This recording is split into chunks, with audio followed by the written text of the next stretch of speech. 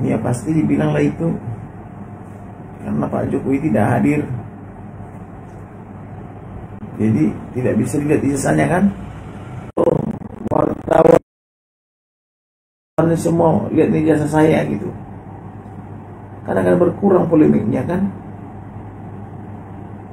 Terus kemudian pada saat semua menunjukkan ijazahnya begini, ijazahnya Pak Jokowi di mana? Ada nggak? Nah, tidak ada kan. Jadi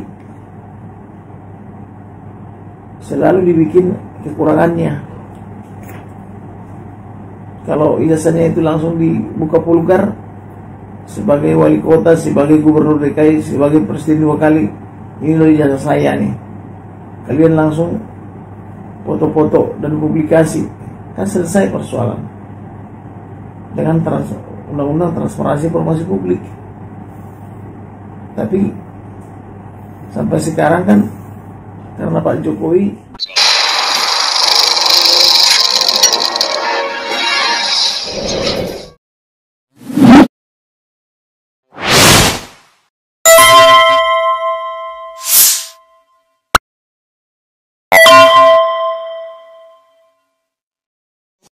Assalamualaikum warahmatullahi wabarakatuh, sobat RH sekalian. Jumpa lagi kita di channel yang keren ini, keren cadas. Ya, sahabat RH sekalian, ini ada Kamarudin Simanjuntak is back ya. Kita tahu bahwa Kamarudin sangat legendaris ketika membela Brigadir Joshua yang mampu menumbangkan dalam tanda kutip seorang jenderal polisi bintang 2 yang coba menutupi kejahatannya membunuh Brigadir Joshua.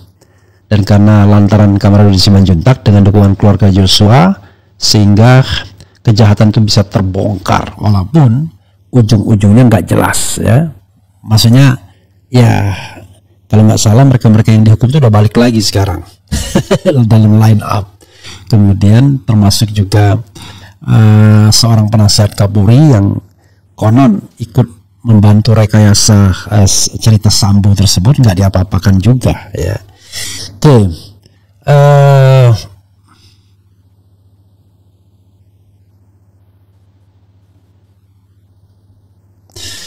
jadi sobat daerah sekalian, coba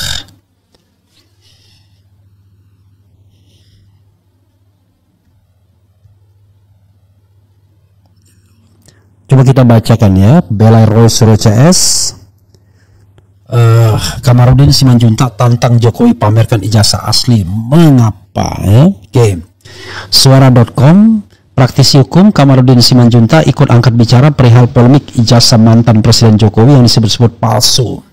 Pasalnya buntut tudingan dari Rolls-Royce dan kawan-kawan, drama ijazah Jokowi itu kini menjadi sorotan publik karena kasusnya sedang bergulir di kepolisian. Di tengah polemik kasus tersebut, pengacara yang terkenal dalam kasus pembunuhan terhadap Brigadir Nofriansah Yosua Huta Barat yang didalangi Verdi Sambo itu pun mengkritik sikap tim pengacara Jokowi lantaran enggan memperlihatkan ijazah yang diklaim asli itu ke publik.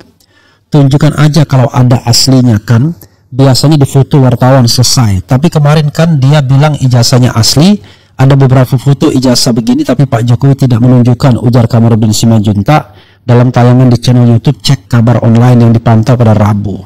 Menurutnya tidak ada alasan bagi pengacara Jokowi untuk tidak memperlihatkan ijazah karena jabatan presiden dianggap bukan termasuk dalam ranah privasi. Lantaran khawatir polemik kasus ini makin berlanjut, Kamarudin pun meminta agar Jokowi bersedia untuk memamerkan ijazah aslinya ke depan publik.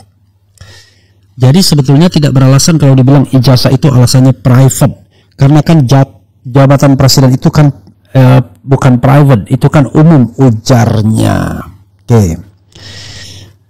Jadi kalau menurut pendapat saya bijaksana Pak Jokowi untuk menunjukkan ijazah aslinya. Selesaikan ijazah asli, tunjukkan, wartawan foto-foto sudah selesai, sambungnya. Kamarudin juga turut mempertanyakan sikap pengacara Jokowi yang beralasan baru mau memamerkan ijazah tersebut jika kasusnya sudah bergulir ke pengadilan.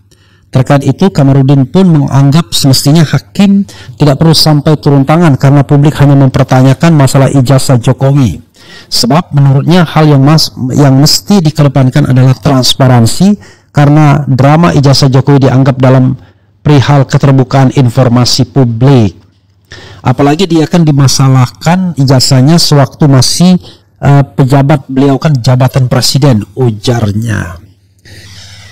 Ya, sahabat sekalian, ini adalah nalar sehat ya dari seorang Kamarudin Simanjuntak. Dan saya kira ya tidak hanya Kamarudin Simanjuntak yang berpikir demikian.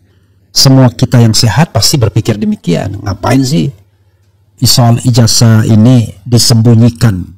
Seperti ada orang bilang seperti barang pribadi ya. Barang paling rahasia bagi seorang perempuan atau laki-laki.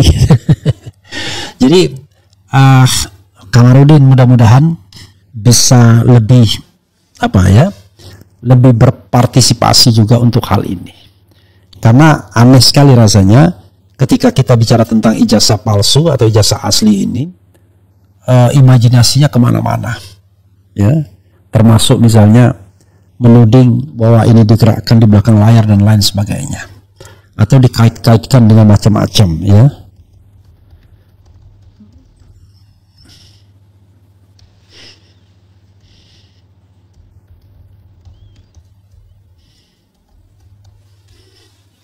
Jadi sobat sekalian, coba kita lihat ya.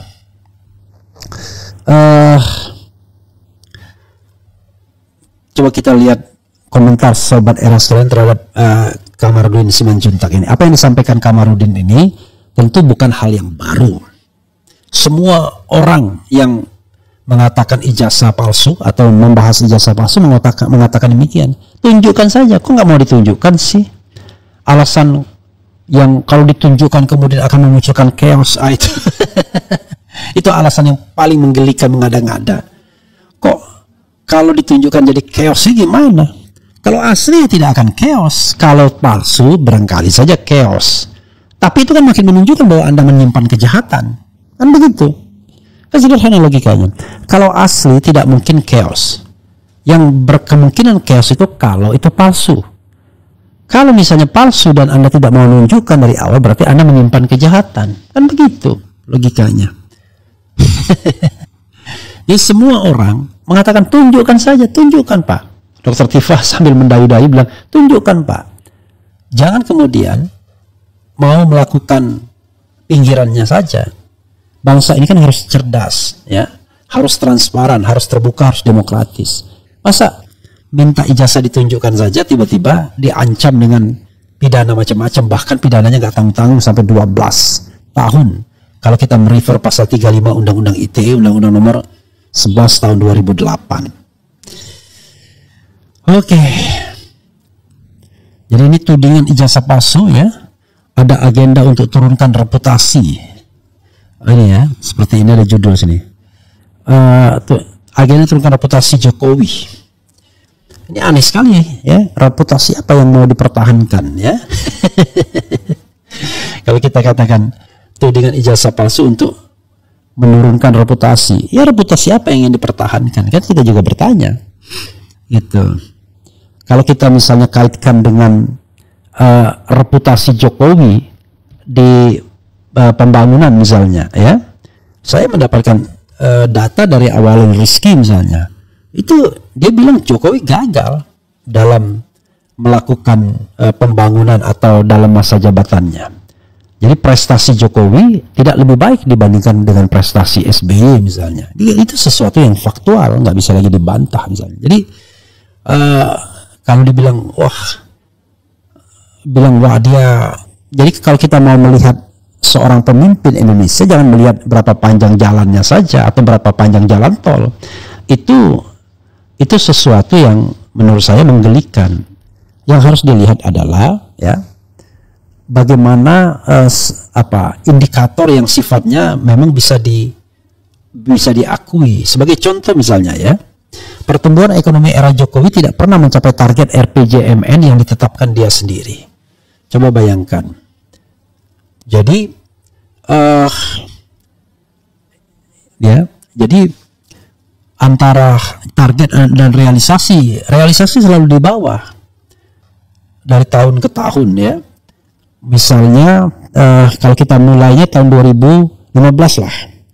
2015 di bawah target, ya kan? 2016 di bawah target, 2017 di bawah target, 18 di bawah target, 2019 target, 2020 bukan hanya di bawah target tapi minus, ya kan? 2021 di bawah target, 2022 di bawah target, 2023 di bawah target, 2024 di bawah target. Jadi ini kan sesuatu yang kita objektifikasi, ya. Dan secara umum pertumbuhan ekonomi era Jokowi itu kalah dibandingkan era SBY.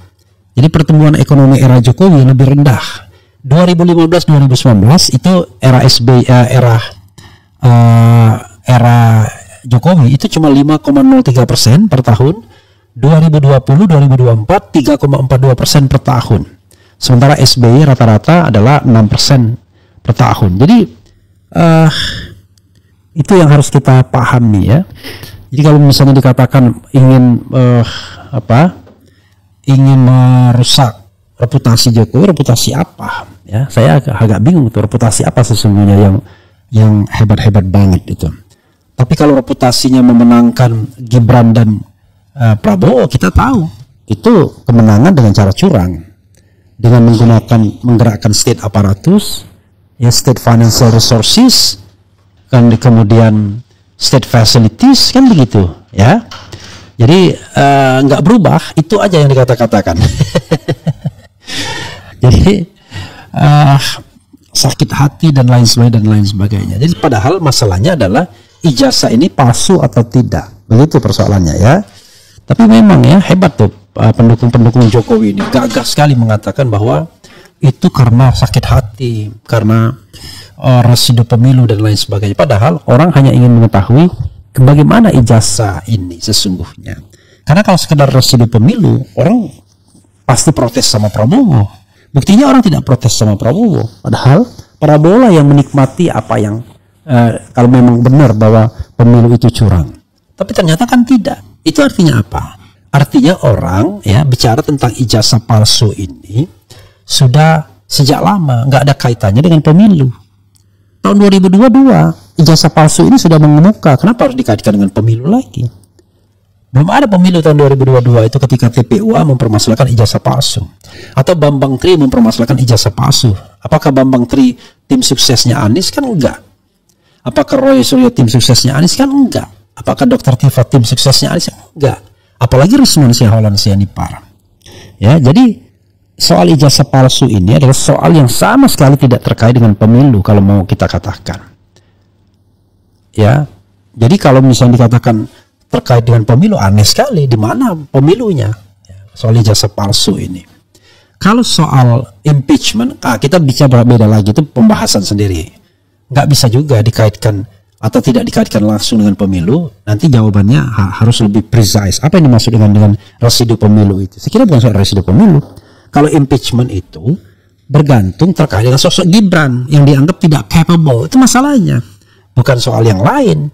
Toh orang misalnya menganggap karena Prabowo dianggap capable, nggak ada tuntutan terhadap Prabowo. Padahal kalau kita mau jujur, kan kalau misalnya dianggap kecurangan, maka yang memanfaatkan kecurangan tersebut Prabowo Subianto ketika dia mengambil Gibran sebagai wakil presidennya, kan? Karena dia ingin memenangkan pemilu dengan bantuan Jokowi. Tapi karena dia anggap di posisinya itu dia layak, for the time being, untuk sementara waktu, ya orang belum mempermasalahkannya. Tapi Gibran from the beginning dianggap sudah tidak layak pada posisi itu. Itu masalahnya, ya.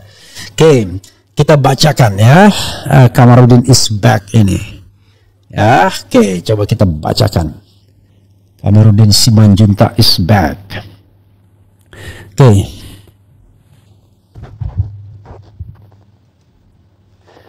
Nah, gitu dong. Coba para ahli hukum bergerak sedikit dong. Masa kita bangsa yang bermartabat mau dibodoh-bodohin terus oleh Jokowi yang sudah jelas-jelas ijazahnya palsu 99%. Bang Refli, kenapa TPUA tidak laporkan Pak Arianto Sutadi dengan tuduhan perintangan penyidikan? Karena selama ini dia yang tentang dia mantan Kapolda, jadi tidak mungkin anak buahnya menentang. Apa maksudnya? Politik Jokowi seperti Netanyahu, banyak bohongnya, harus dibasmi seperti Iran. Maksudnya apa ini? Seperti zaman Iran maksudnya. Seperti Yaman Iran, apa maksudnya? Tunjukkan ijazah di depan wartawan. Aku pribadi udah nggak risau tentang ijazah Jokowi hari ini. Saksi hidup berbicara. Rakyat bergerak dong. Yang nuduh ijazah palsu orang-orang pengacau. Nah, ini susah juga. Masa Anda bilang Roy Suryo pengacau, Dr. Tifa pengacau? Anda nggak bisa membedakan antara kritis dengan pengacau ya. Mantan Rektor UGM Profesor Sofyan Effendi, Rektor 2002-2007, apresiasi dan terima kasih kepada semua partisan dan kalangan alumni UGM yang rela gama bergerak. Jokowi makin stres, temuan baru bikin Jokowi bakal masuk penjara, sehingga kita nggak bicara penjara ya, kita bicara soal ijazah itu asli atau tidak, itu aja. Politik Jokowi seperti ijazah Jokowi tidak bisa dikaitkan dengan apa-apa kecuali dilubangi dulu. Apa maksudnya ini? Jokowi kacau, jika ditunjukkan bakal tak percaya, makanya tunggu hakim putuskan asli atau palsu. Kok lucu banget ya.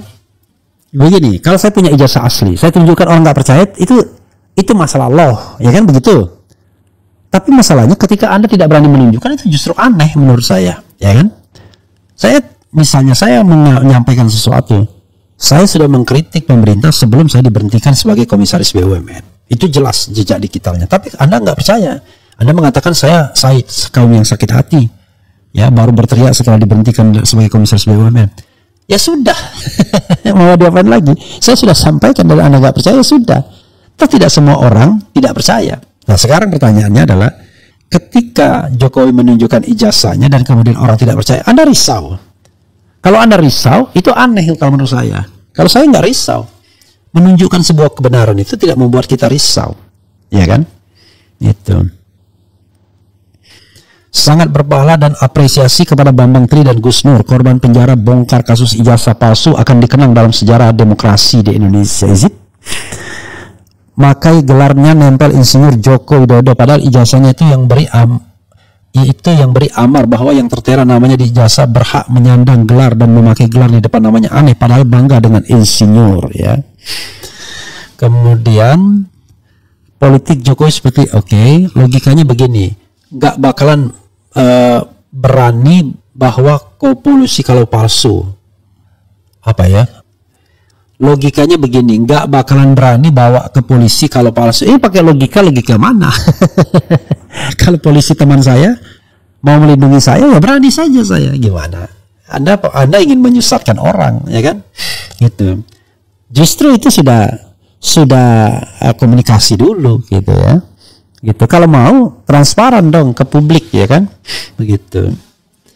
Nah, ini juga pakai logika ya. Lucu. Masa keaslian pakai logika? Ya kan? Keaslian itu pakai fakta dan data. Tapi fakta dan data yang logis sifatnya, jangan yang nggak logis gitu loh. Jadi logikanya itu mendukung fakta dan data yang ada. Bung Refli, coba hadirkan Kamarudin Simanjuntak sebagai narasumber. Ya bolehlah, tetapi saya mengatakan dia pasti tidak tahu apa-apa tentang ijazah ini. Dia juga berbekal logika dan informasi katanya juga. Tapi gak apa-apa, siapa tahu nanti kita bisa melihat logika hukumnya ya, atau ilmu hukumnya. Kemudian tunggu apa lagi, semua sudah dilalui, prosedur hukum mulai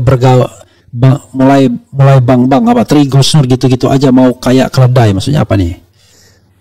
Gak berani. Alhamdulillah masih banyak orang waras dan mencintai negara kesatuan Republik Indonesia ini. King Kamarudin Simanjuntak ya, akal sehat nalar sehat, cuma nunjukkan saja kok repot parah ya.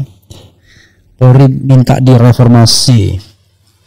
Bang Rismon, you are a new hero era digital Indonesia.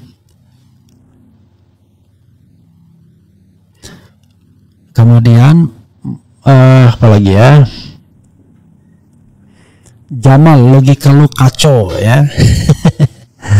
Kemudian kebohonganlah yang menurunkan reputasi. Iyalah. Jadi orang tidak akan dianggap hina ya hanya karena dia dikatakan hina. Orang tidak dianggap rendah hanya karena dia rendah. Orang hina dan rendah itu karena perbuatannya sendiri. Jadi kalau dari awal-awal dia tunjukkan ijazah aslinya, case close, mana ada lagi omongan Roy Suryo, omongan Risman dan lain sebagainya. Tapi karena makin tidak ditunjukkan, makin orang penasaran. What's happened with you? Ya kan? There must be something wrong kalau begitu. Kan begitu logikanya. Jadi kita jangan melawan logika yang sehat dengan logika yang tidak sehat. Kita ingin logikanya yang benar, yang lurus, yang sehat. yang bisa dipertanggungjawabkan. Jadi saudara sekalian, coba kita lihat lagi. Tadi kan kita menyampaikan polling ya mengenai kepercayaan kepada Arianto Sutadi atau pada Roy Suryo. Ini pollingnya sudah diisi oleh 14.000 voters. Ya, tetap sama, Arianto Sutadi 5%, Roy Suryo Rismon Sianipart 95%. Mana yang Anda lebih percaya? Saya bilang Anda yang lebih percaya ya, mana bukan yang Anda yang bohong, mana yang Anda yang lebih percaya. Begitu sobat era sekalian ya. Mudah-mudahan lah makin banyak lawyer yang berakal sehat yang kemudian mau menyampaikan pendapatnya dan tidak main aman ya. Oke. Bung, mereka yang nyebut sakit hati itu sejatinya itu menggambarkan diri mereka sendiri. Sebuah argumen itu muncul dari paradigma berpikir seseorang, mungkin dirinya pernah disakiti. Ayo, semakin banyak yang berani bicara tentang kejujuran. Terbaru Bapak Profesor Sofyan Effendi, mantan Rektor UGM tahun 2002-2007, masalah ijazah Jokowi palsu dan seterusnya. Kemudian nanti Anda akan mengatakan Profesor Sofyan Effendi sakit hati ya. Profesor Sofyan Effendi, mantan Rektor UGM, bersuara ijazah Jokowi palsu. Pihak Jokowi harus mampu membantah dengan bukti dan fakta yang logika jika tidak ingin disebut pendusta. Begitu sobat era sekalian ya, mudah-mudahan bermanfaat ya. Nanti kita undang juga Pak Prof Sofyan Effendi kalau memang memungkinkan. Wassalamualaikum warahmatullahi wabarakatuh. Keren.